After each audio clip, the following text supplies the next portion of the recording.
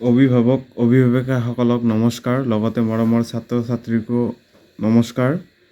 আজি আমি সপ্তম শ্ৰেণীৰ দ্বিতীয় পাঠটো আলোচনা কৰিম। দ্বিতীয় পাঠ সুভাষিতানি, সুভাষিত বোর। প্রথম শ্লোকটো কি আছে? ভারতে সংস্কৃত ভাষা কামধেনু প্রকীর্তিতা জননী বিশ্বভাষানাম বিজ্ঞানস্য উপকারিণী। অর্থ, ভারতত সংস্কৃত ভাষাক কামধেনু বুলি গণ্য কৰা হয়। এই ভাষা বিশ্বৰ অন্যান্য ভাষাৰ জননী আৰু বিজ্ঞানৰ বাবে অত্যন্ত উপকাৰিণী। এতিয়া কামধেনু হ'ল কি? কামধেনু হৈছে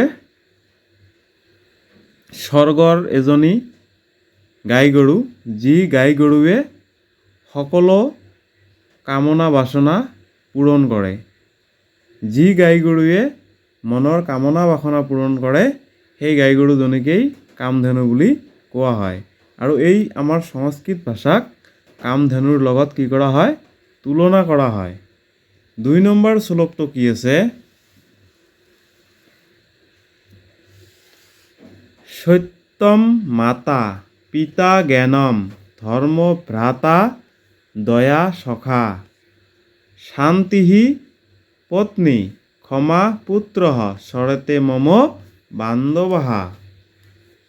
সত্য মাতৃ, জ্ঞান পিতৃ, ধর্ম ভ্রাতৃ, দয়া বন্ধু, শান্তি পত্নী, ক্ষমা পুত্ৰ, এই ছটা মোৰ বন্ধু। অৰ্থাৎ সত্যক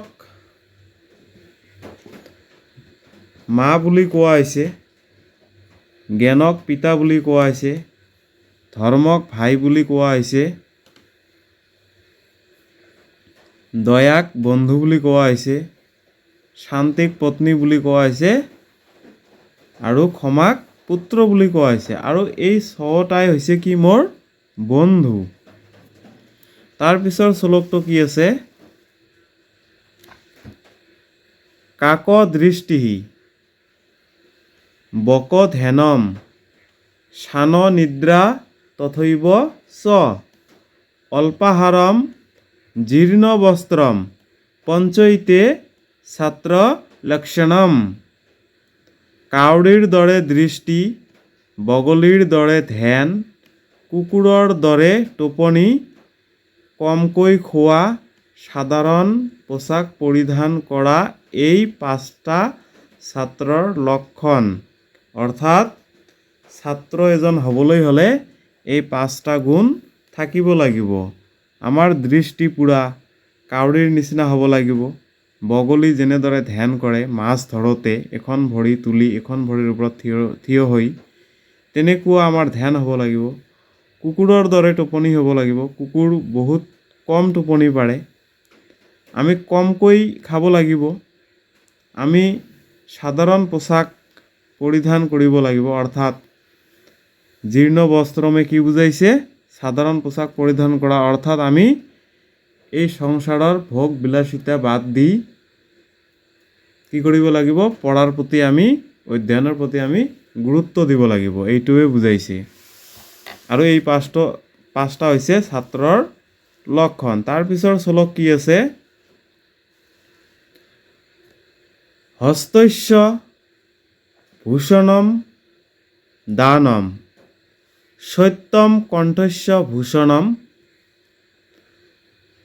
শ্ৰোত্ৰস্য ভূষণম শাস্ত্ৰম ভূষণৈঃ কিম প্ৰয়োজনম।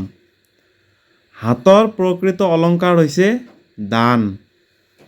ডিঙিৰ প্ৰকৃত অলংকাৰ হৈছে সত্য কথা কোৱা। কাণৰ প্ৰকৃত অলংকাৰ হৈছে শাস্ত্ৰ জ্ঞান শুনা। যেতিয়া কোনো ব্যক্তিৰ এই নৈতিক অলংকাৰ থাকে, তেতিয়া সোণ বা ৰূপৰ গহনাৰ প্ৰয়োজন নাথাকে। তাৰ পিছৰ শ্লোক কি আছে? ন দেৱ বিদ্যতে কাষ্ঠে ন পাষাণে ন মৃন্ময়ে ভাবে হি বিদ্যতে দেবঃ তস্মাৎ ভাবহি কারণম। অর্থ কি আছে? ঈশ্বর কাঠত নাথাকে, শিলত নাথাকে, মাটিৰ মূৰ্তিত নাথাকে। ঈশ্বৰ কেৱল মনৰ ভাৱতহে বিৰাজ কৰে। সেয়েহে ভাৱটোৱেই হৈছে প্ৰকৃত কাৰণ। তোমালোকে পাৰিলে ভিডিঅ'টো বন্ধ কৰি পজ কৰি এইবিলাক লিখি ল'বা। আজি ভিডিঅ'টো ইমানতে সামৰিছোঁ। নমস্কাৰ।